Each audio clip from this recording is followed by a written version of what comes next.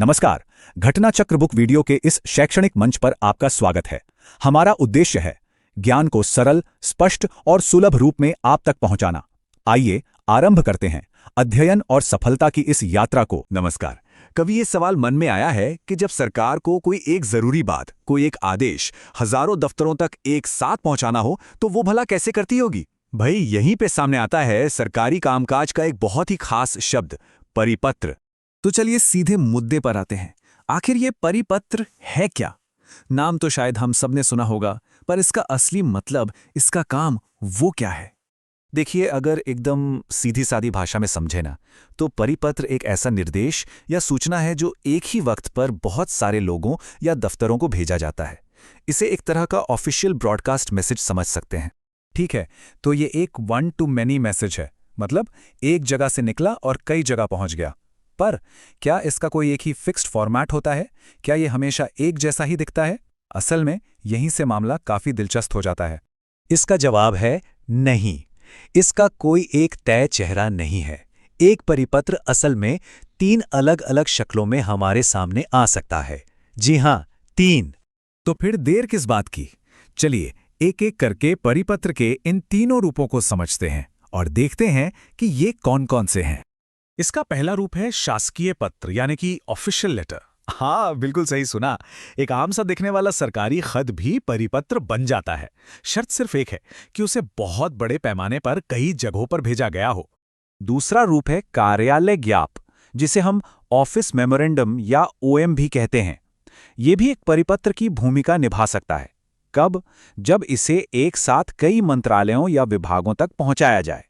और इस लिस्ट में तीसरा और आखिरी नाम है ज्ञापन, यानी मेमोरेंडम। ये भी एक परिपत्र हो सकता है, खासतौर पे तब जब इसे किसी एक ही मंत्रालय या विभाग के अंदर कई लोगों या सेक्शंस तक पहुंचाया जाए। और ये बात हम सिर्फ कह नहीं रहे, इसका सबूत भी है। जरा इस लाइन पर गौर कीजिए। अतः स्पष्ट है कि आवश्यकतानुसार परिपत्र, शासकीय पत्र, कार्यालय ज्ञाप अथवा ज्ञापन तीनों रूपों में लिखा जा सकता है।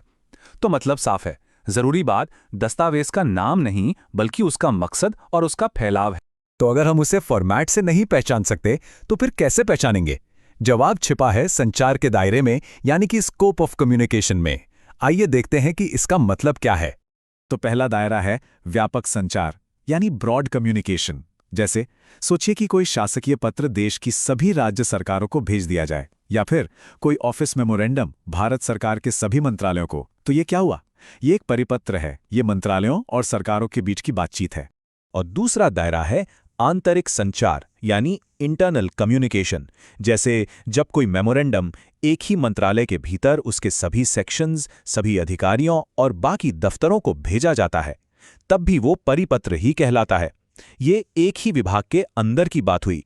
और यहाँ पे ये फर्क बिल्कुल साफ हो जाता है। एक तरफ है व्यापक संचार जो विभागों या सरकारों के बीच हो रहा है, और दूसरी तरफ है आंतरिक संचार जो एक ही विभाग की चारदीवारी के अंदर चल रहा है। पर दोनों ही मामलों में वो एक परिपत्र हो सकता है। तो अब तक की इस पूरी बातचीत का निचोड़ क्या निकला? निचोड़ बस इतना सा है, सार एक, रूप अनेक। देखिए, परिपत्र का लॉजिक बहुत सिंपल है। पहला, इरादा क्या है? एक मैसेज, बहुत सारे लोग। दूसरा, उसका रूप क्या है?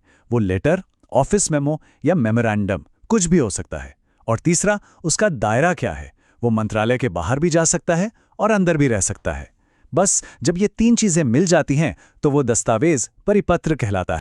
तो अगली बार जब कोई सरकारी कागज हाथ लगे तो उसे सिर्फ उसके नाम से नहीं आंकना चाहिए।